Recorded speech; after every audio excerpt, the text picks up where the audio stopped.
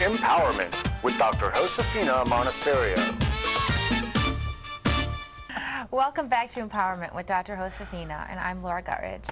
Now we'd like to take several moments to thank a few of our favorite sponsors. First off, we'd like to thank Salon V for providing us with our lovely hairstyles today. Valerie actually worked on both of us, and she did a really good job. I love what she did. Yeah, she's excellent. And they are located on the corner of Indian River Drive and 17th Street in the Edwards Building. Go and see them.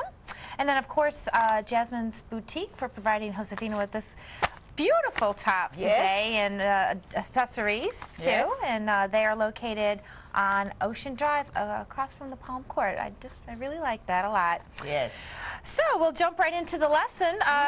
Keep your agreements. How good are you at that? You know, I try.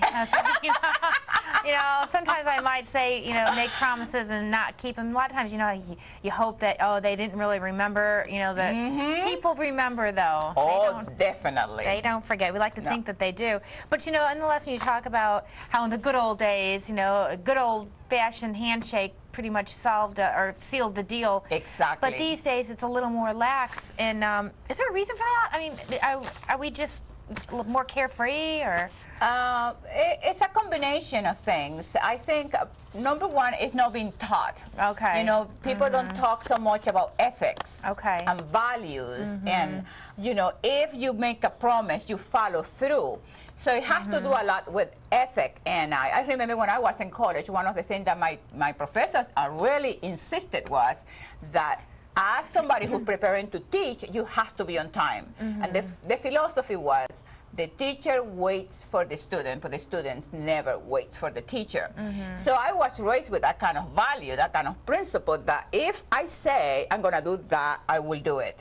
Because then, you know, you pay a heavy psychological price. And that's what happened. People don't recognize that when you give your word and you don't follow through, you lose a lot, not only in the sense of how people see you, but also psychologically, how you feel about yourself, your self-esteem, your sense of value, your sense of, you know, you promised something and you didn't do it.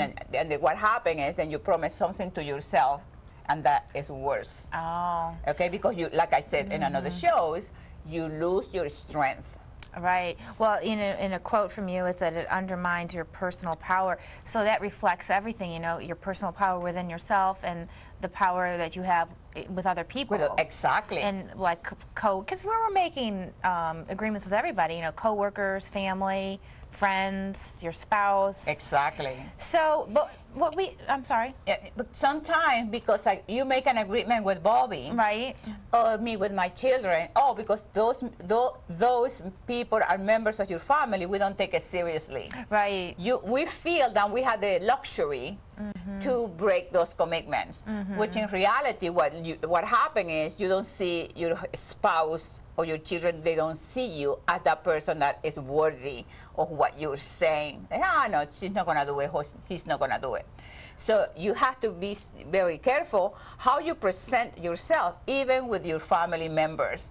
Right. Because I think most people want to be respected and appreciated, and to earn that, then you have to behave accordingly. Right. And you know, sometimes, like in one of the tips you talk about, that if you don't think you can keep your agreement or your promise or whatever, just don't agree to it. You know, and a lot of times, I feel like I'm sometimes forced into agreements because I don't want to hurt. I'm a very nice person, I think. Yes. And I don't want to hurt people's feelings, but you're better off in the long run. And the reason for that is because you become a people pleaser.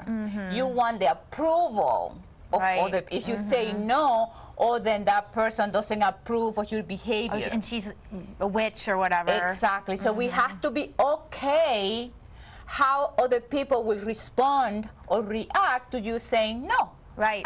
I don't want to do that. But you know what? I think it's refreshing if I have a friend that says, you know, no, because then it gives me the right to say that too. Exactly. And then you can be more real with each other. Like, if you really don't want to do something, just say so. And exactly. And then likewise, if you don't want to, say so too. And when you look, the healthier relationship that you have are with those people who you can say, you know what, I changed my mind. Do you mind if we don't do it? Right. Or you have this kind of communication going on that is a give and take. Right. You know, so you feel you have that freedom that I can say to you, oh, gee, we're not going to tape today. You know what I mean? Right. Or I can call Jose and say we don't want to tape today. But there's an agreement that exists already there. So the problem is when we do things just because we want the approval of others. And then that goes into the area of self-esteem and you know, Right. So we can alleviate the pressure for other people and ourselves by just being saying, honest. Right. Being honest. It's okay to be honest. Right. And when you were asking me, you know, what happened, why do we lose that kind of, you know, I promised something to you and it's going to happen.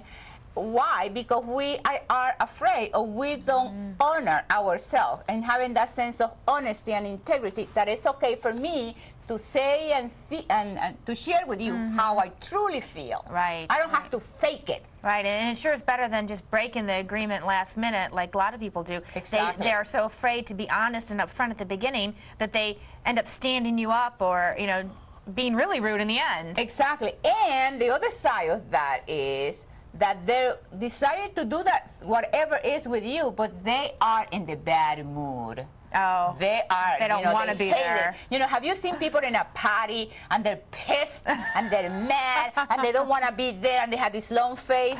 For God's sake, if you're already there at the party, enjoy yourself. Well, my wife dragged me here. Enjoy yourself. You're already there. Right. So what's the point? Yeah, make the best of it or go home. Exactly, but once you're there, enjoy yourself. So that's what happened, that they do it in the bad mood. Then you say to that person, you know what, you stay home, I can go by myself. Right. Enjoy yourself. Whatever you want to do, it's okay with me. But it takes a lot to have trust and confidence in a relationship that we are able to say that. Right. You know that Bobby's not gonna get mad or make a judgment about you. And that's one of the best feelings, I think, with being someone that you love or a very good friend, that you can have that kind of communication. Absolutely. It's such a freedom. It's such a sense of, wow, I can be me. It's okay to be me. But, you know, and then on a simpler note here, you talk about just write down your agreements, because we could actually forget about some of the things that we agree on. And how many seconds? 37. 37 seconds. And I believe that totally, because like I'll write my grocery list down. If I don't put it on my grocery list, I'll say, oh, I'll remember that because I'll go down the aisle and I'll see it. I go home and I don't have that item. And what happened is, and people think that they have bad memory. It's not an issue of bad memory. It's just the way the brain works is that way. If you get an idea or you have to do something, and if you don't write it within 37 seconds, the tendency, the way the brain reacts is forget about it. Right. So that was so powerful to write things down. Right. Write it down. It seems like, oh, that's silly. But, you know, my husband, who's very successful, he always writes things down, like his list to do. And I used to make fun of him all the time. I used to think it was so childish. Oh, you have to write your to-do list down. Oh, yes. And then he actually checks it off when he gets them done. And he'll even show me at the end of the day, oh, this is my to-do list, and look at all the...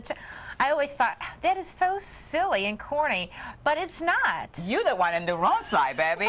Because this is one of the characteristics of people who are successful. They always write things down. They make a list, and that's what they want to accomplish. And because of that, they're always on target, and they don't waste time in meaningless things, because they know what their priorities are, what is important for them in that day, and they don't get disturbed. I mean, distracted from everything. Absolutely. Yeah. And I know we're running out of time, but there was one last little thing that you ended in the lesson with that I thought was funny. As for me, do not keep me waiting, because I'm always ready. I'm always ready. Because I'm always ready. She is always ready. Okay, well, I guess that's about it. We have to keep our agreement, so we need to take a break. And we're coming back right now. Thanks. Empowerment with Dr. Josefina Monasterio. If you have pain, allergies, emotional stress, or internal organs,